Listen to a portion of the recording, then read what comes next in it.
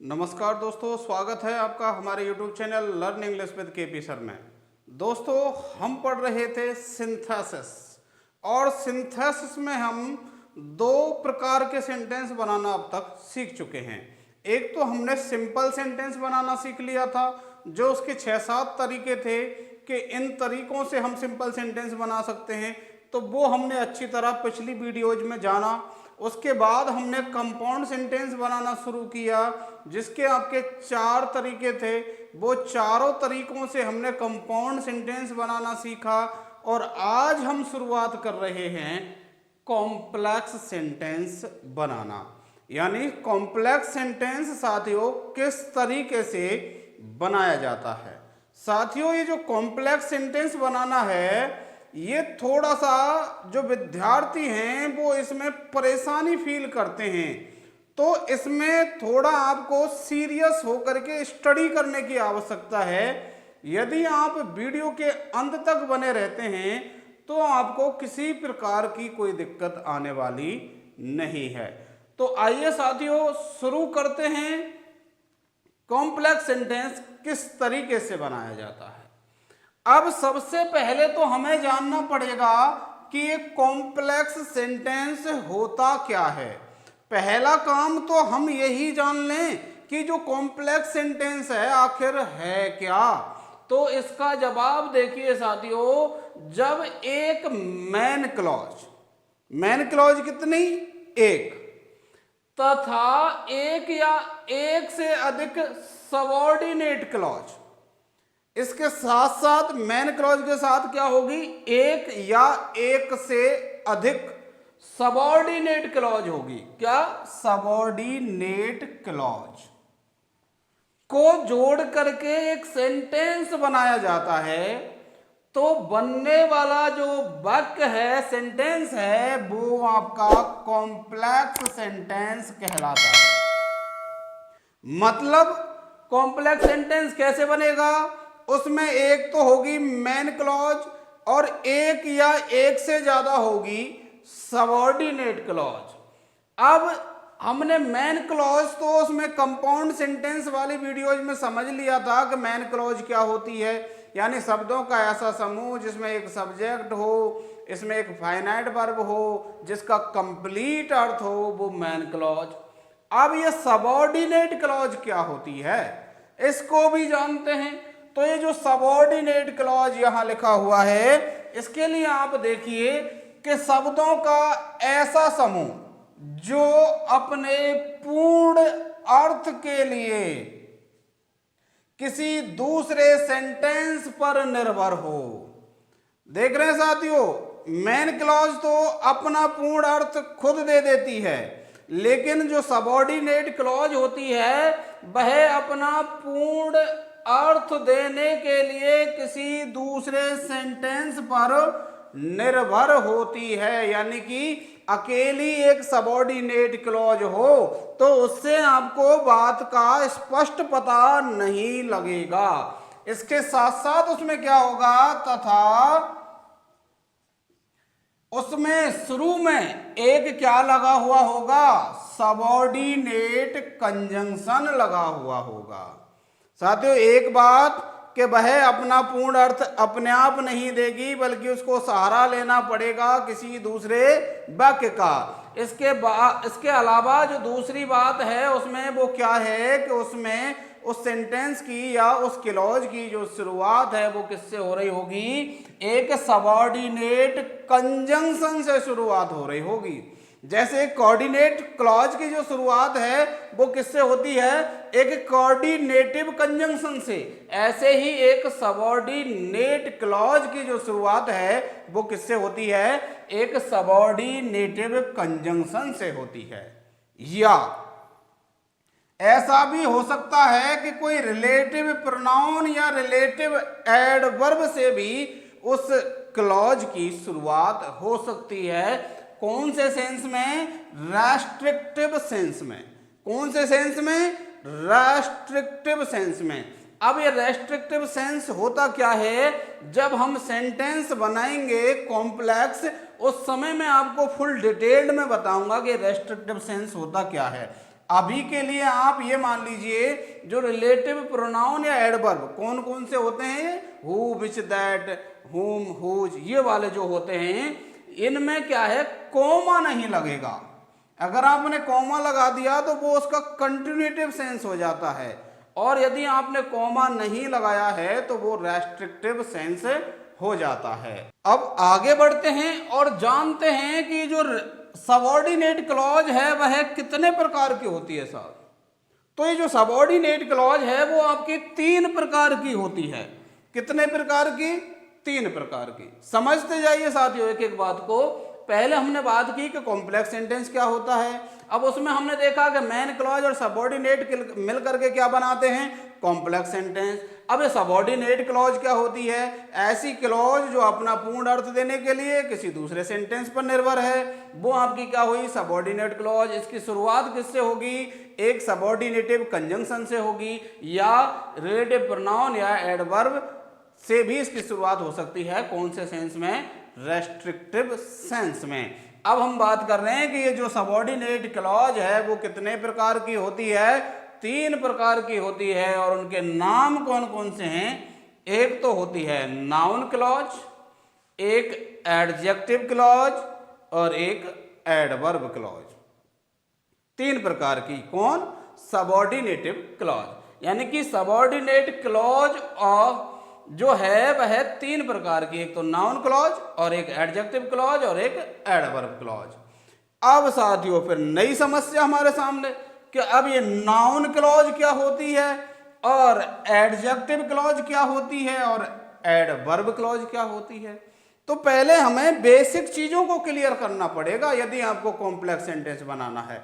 यदि आपने इस वीडियो को अगर सही ढंग से नहीं समझा तो आप कॉम्प्लेक्स सेंटेंस बनाने की मत सोचना, क्योंकि ये उस कॉम्प्लेक्स सेंटेंस बनाने का क्या है, ये बेस है, आधार है, इसी से आप बना पाएंगे। अब समझते हैं कि नाउन क्लॉज क्या होती है। सबऑर्डिनेट क्लॉज में भी नाउन क्लॉज क्या होती है। तो साथियों आप देखो इसमें क्या लिख रहा है, नाउन क्लॉज। क्लॉज का मतलब आप जानते ही हैं कि शब्दों का समूह जिसका कुछ थोड़ा बहुत अर्थ होता है। तो अब क्लॉज का मतलब तो आप समझ गए, शब्दों का समूह। लेकिन ऐसा शब्दों का समूह जो कौन से काम कर रहा हो, नाउन वाले काम कर रहा हो। कौन से काम? नाउन वाले। तो उस शब्दों के समूह को हम क्या कह देते हैं? नाउन क्लॉज कह देते हैं। आई बात समझ में? अब दोबारा से समझा देता हूं। क्लॉज यानी शब्दों का समूह, लेकिन यदि कोई शब्दों का समूह क्या काम कर रहा हो, नाउन वाले, तो क्या कहलाएगा? Noun clause. यहां तक की बात क्लियर। अब नाउन वाले काम कौन से होते हैं? नाउन क्या काम करता है किसी सेंटेंस में? या तो वो सब्जेक्ट बन जाता है, ऑब्जेक्ट बन जाता है। ये सारे काम कौन करता है? नाउन। जब अभी हम नाउन क्लॉज से कॉम्प्लेक्स सेंटेंस बनाएंगे, जब इसकी भी हम पूरी डिटेल में चर्चा करेंगे। तो नाउन क्लॉज आशा करता हूं समझ में आया होगा। अब बढ़ता हूं, एडजेक्टिव क्लॉज क्या होती है साहब। अब फिर वही बात कि क्लॉज मतलब तो शब्दों का समूह। अब वही शब्दों का समूह यदि एडजेक्टिव वाले काम करे, एडजेक्टिव वाले, एडजेक्टिव क्या काम करता है?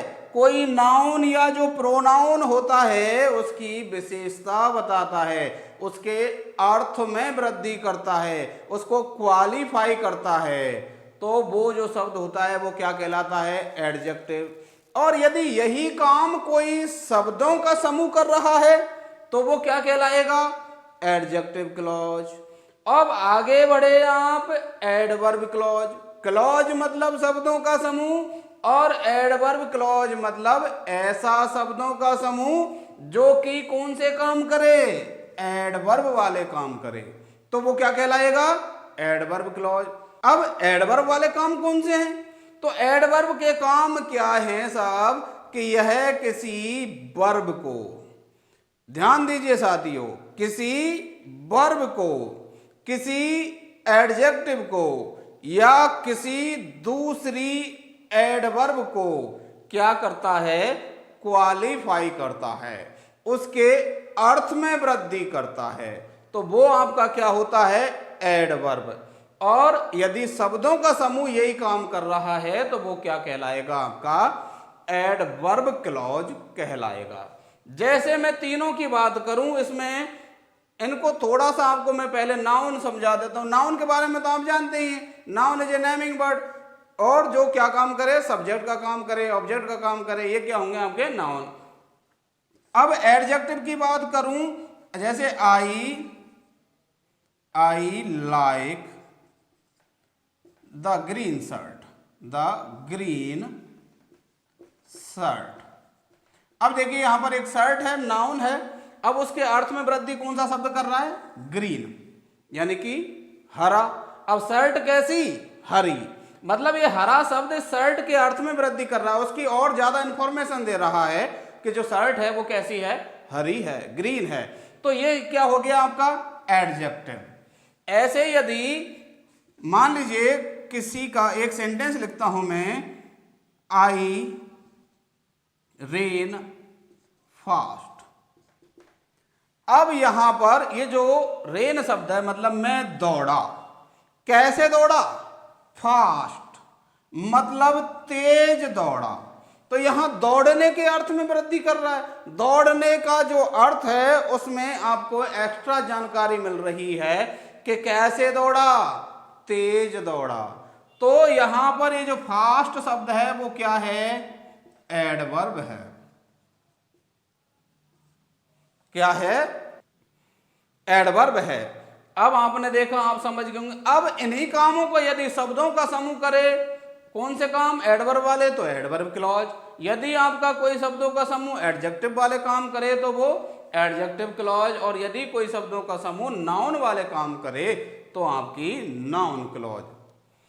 अब इन क्लॉज को और देख लेते हैं कि जो नाउन क्लॉज है, अभी तो मैंने आपको यहाँ पर नाउन, एडवर्ब, एडजेक्टिव समझाए। अब नाउन क्लॉज और एडजेक्टिव क्लॉज और एडवर्ब क्लॉज, इनके उदाहरण हम देखते हैं।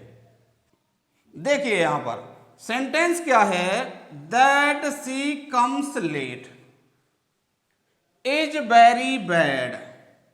यहां पर जो मेन काम है, यहां पर यह बताया जा रहा है कि यह है बुरा है।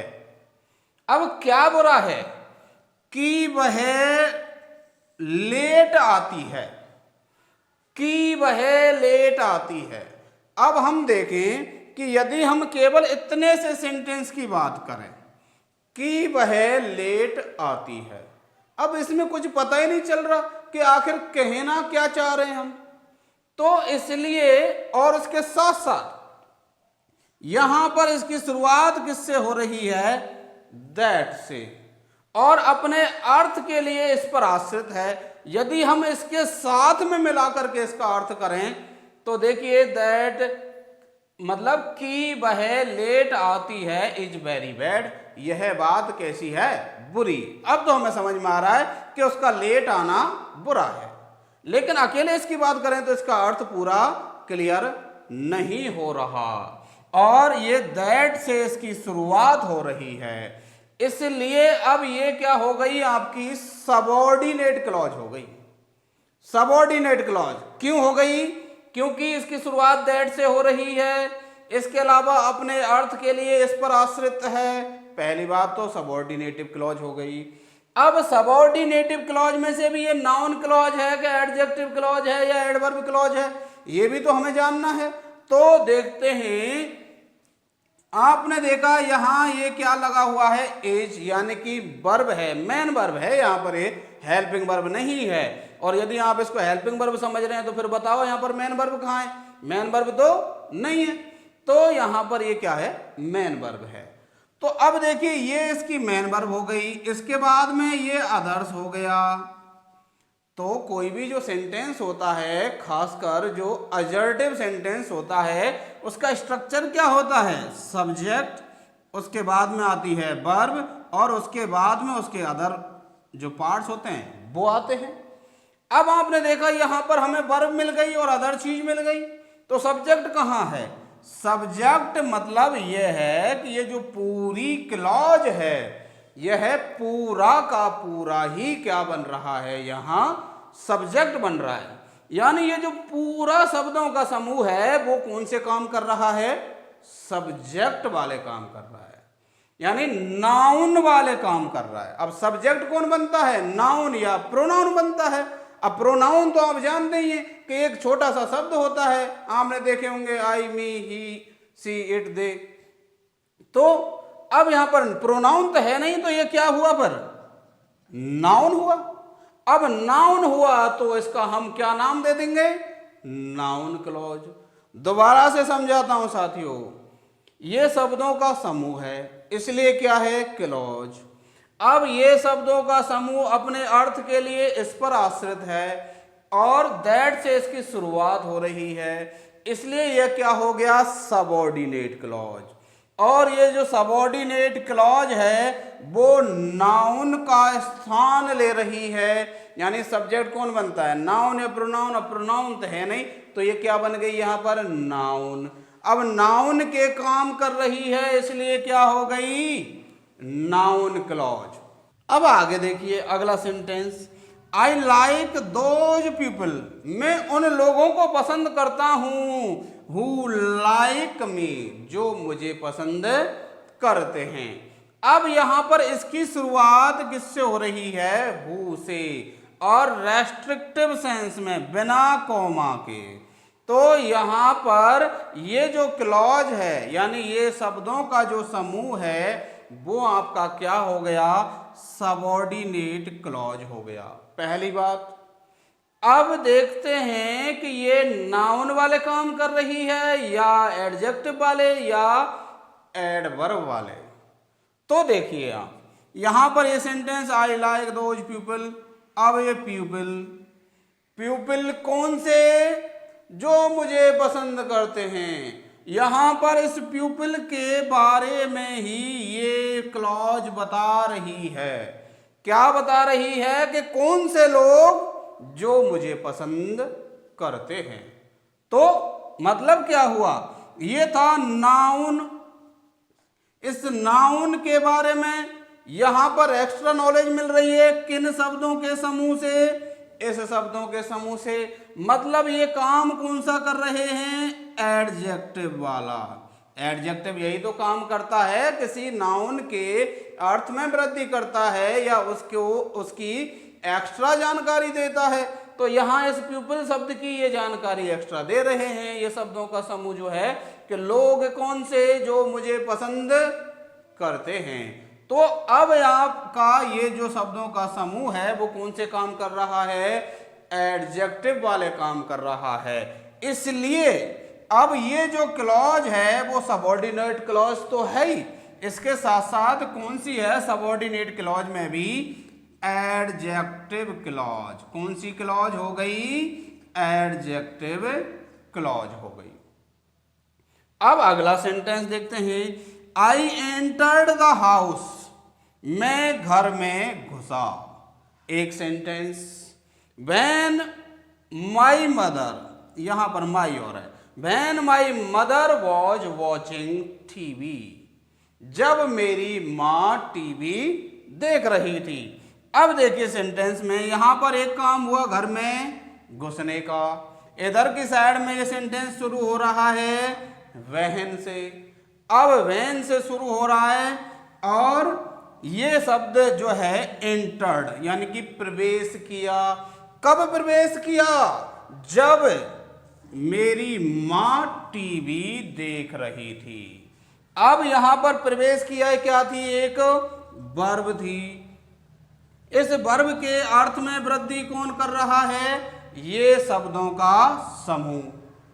तो आप देखिए अब इस वर्ब के अर्थ में वृद्धि कर रहा है, और जो वर्ब के अर्थ में वृद्धि करता है या एडजेक्टिव के अर्थ में वृद्धि करता है या उनकी अतिरिक्त जानकारी देता है या किसी एडवर्ब के अर्थ में वृद्धि करता है या उनकी अतिरिक्त जानकारी देता है, तो वो शब्द आपका क्या कहलाता है? एडवर्ब। कहने का मतलब यह है कि ये जो शब्दों का समूह है वो कौन से काम कर रहा है? एडवर्ब वाले काम कर रहा है। अब एडवर्ब वाले काम कर रहा है और शब्दों का समूह है, इसलिए ये क्या हो गया आपका? एडवर्ब क्लॉज हो गया। क्या हो गया आपका? एडवर्ब क्लॉज हो गया। तो आशा करता हूं साथियों अभी आपको इस वीडियो में जो मैंने आपको बताया है ये एकदम आपको स्पष्ट हो गया होगा, और ये आपको स्पष्ट हो ही जाना चाहिए यदि आप कॉम्प्लेक्स सेंटेंस बनाना सीखना चाहते हैं तो, क्योंकि इनके बिना आपका जो कॉम्प्लेक्स सेंटेंस है वो बनाना आप नहीं सीख सकते हैं। तो आप चाहें तो इस वीडियो को एक बार पुनः और देख लीजिए ताकि आपको अच्छे से समझ में आ जाए। अब जो ये वीडियो है वह बहुत ज़्यादा लंबी हो जाएगी यदि हम पूरे टॉपिक को एक ही वीडियो में कवर करेंगे, तो इसलिए हम क्या करेंगे, इसका जो बाकी भाग है यानी कॉम्प्लेक्स सेंटेंस किस तरीके से बनाया जाता है, अब हम समझ यहां तक इतना तो समझ ही चुके हैं कि जो नाउन क्लॉज या एडजेक्टिव क्लॉज या एडवर्ब क्लॉज का उपयोग करते हुए हम क्या बनाएंगे, कॉम्प्लेक्स सेंटेंस। और वो कहां सीखेंगे हम, अगली वीडियो में। और यदि आपको ये वीडियो पसंद आई है तो इस वीडियो को लाइक कर दीजिए और अपने दोस्तों तक भी इस वीडियो को शेयर कर दीजिए। और यदि आप हमारे चैनल पर नए हैं तो चैनल को सब्सक्राइब करके और जो बेल आइकन है उसको प्रेस कर लीजिए ताकि जो हमारी आगामी वीडियोज हैं उनका नोटिफिकेशन आपको सही समय पर मिल सके। मिलते हैं इसके ही अगले पार्ट में, तब तक के लिए धन्यवाद।